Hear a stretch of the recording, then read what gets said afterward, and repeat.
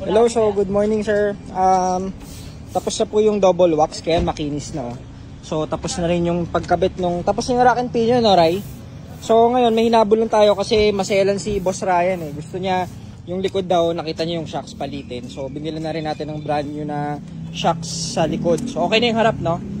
Okay na yung harap, yung likod naman. So ito yung ating Nitrotech na brand new shock absorbers. Ayan, so fast brake unit po yan. Kaya tandaan yung fast brake unit, pero yung mga ganito kasi guys, sinasama na namin kasi gusto namin maayos eh. So ito yung pinagpalitan na rack and pinion, ayan pala. Tapos yan, kukuha na tayo ng tail light, yun na lang. Kasi the rest naman is tulad dyan, may mga gas-gas.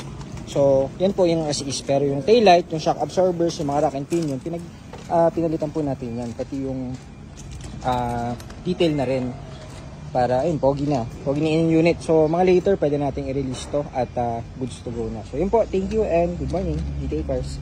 Ating Mirage, binalik muna natin to galing sa ating suspension house kasi based dito kay ating under chassis specialist yun, no, Sir Ryan. So palit tayo ng buong rack and pinion. Ayan, so palit tayo ng brand new rack and pinion.